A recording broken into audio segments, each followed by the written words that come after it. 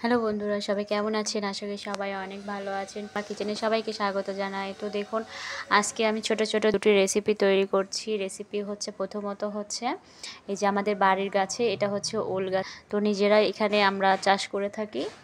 তো ওল গাছ লাগানো হয়েছে অনেকগুলো। তো সেটা আপনাদেরকে দেখানো করছি। তো এখান থেকে আমি একটা ওল তুলে নিয়ে আসবো, মাটির তল থেকে তুলে নিয়ে এসে সেটা আমি রান্না করবো নদীর মাছ দিয়ে, ঠিক আছে?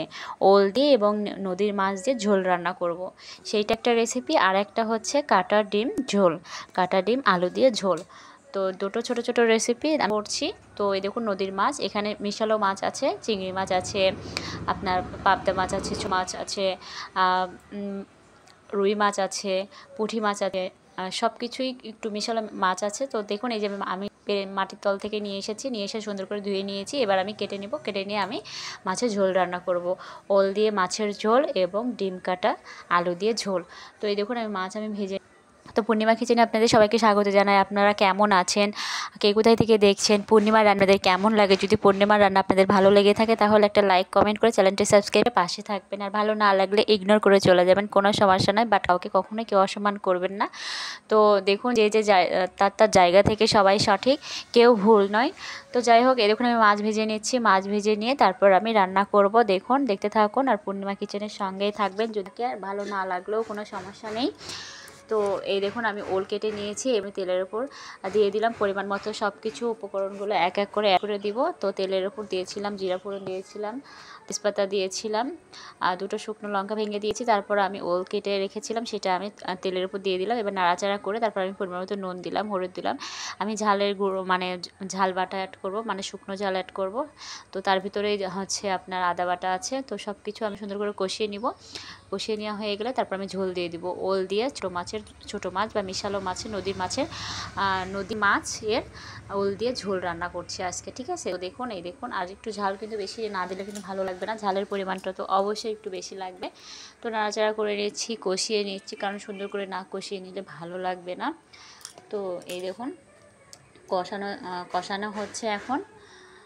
তো আমি পরিমাণ মতো তো ফাইনালি কিন্তু আমি নামিয়ে নিয়েছি। দেখুন, ওল দিয়ে নদীর মাছের ঝোল রান্না করেছি। তো কেমন হয়েছে কমেন্ট করে জানাবেন। ছোট ছোট আমি ভিডিও করেছি বা চেষ্টা করেছি আপনাদেরকে দেখানোর, কারণ আপনারাও আমার একটা পরিবার, এটা আমার একটা কাজ। তো কাজ তো করতে হবে।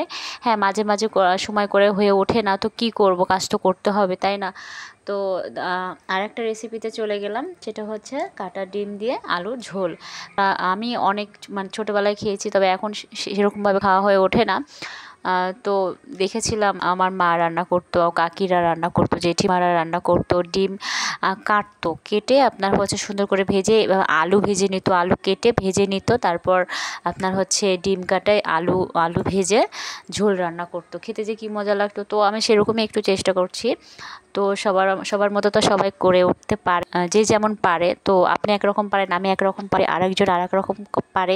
তো সবাই সবার জায়গা থেকেই সবাই পারে, কেউ না পারে না, তবে সবাই সবার জায়গা থেকেই বেস্ট।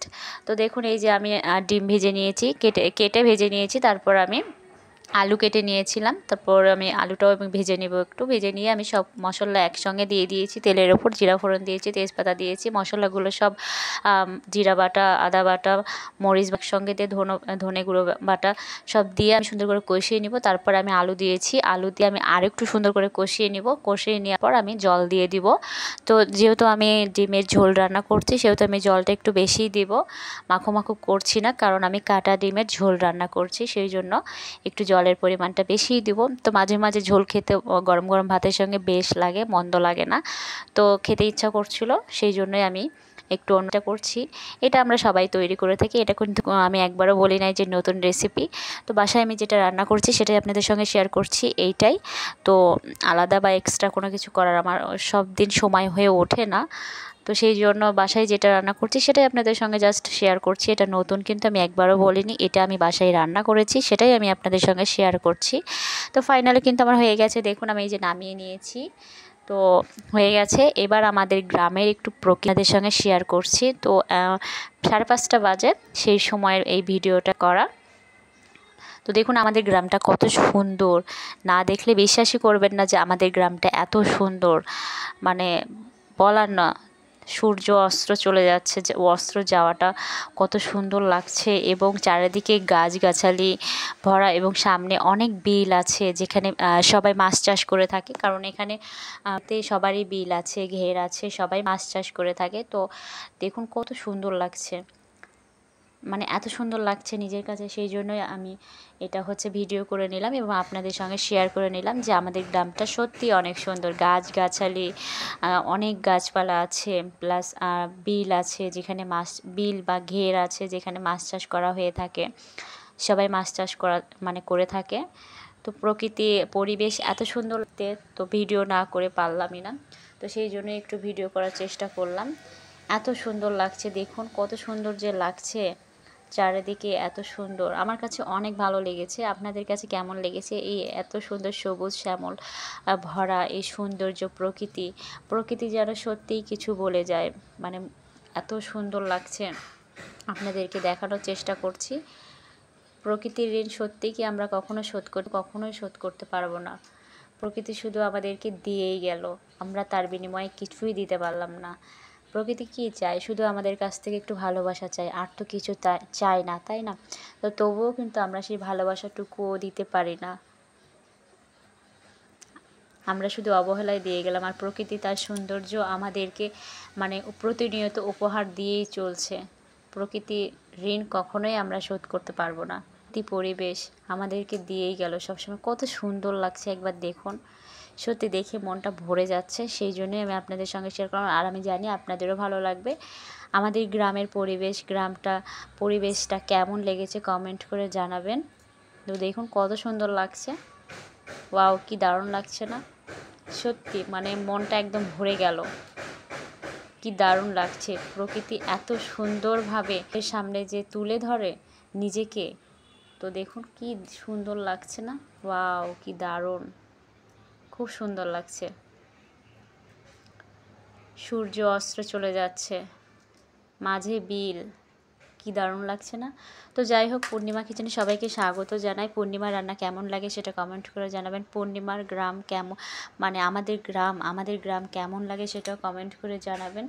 তো পূর্ণিমা রোজই চেষ্টা করে কিছু না কিছু করার, বা সে যেটা করে সেটাই আপনাদের সঙ্গে তুলে ধরার চেষ্টা করে, বাট মাঝে মাঝে সময় হয়ে ওঠে না, তো তার জন্য সরি, বাট কাজ তো করতে হবে। পূর্ণিমা তো কাজ করছে, কোনো খারাপ কিছু করছে না, চেষ্টা করে যে তার সংসার বাচ্চা সব কিছু সামলে এই এক্সট্রা একটা কাজ সামলানোর, বাট সবসময় হয়ে ওঠে না, তবুও চেষ্টা করছি নিজের কাজটাকে বজায় রাখার।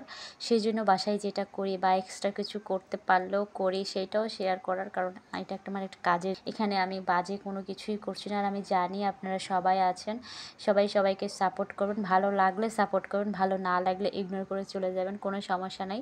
তো সবাই সুস্থ থাকবেন, ভালো থাকবেন, টাটা।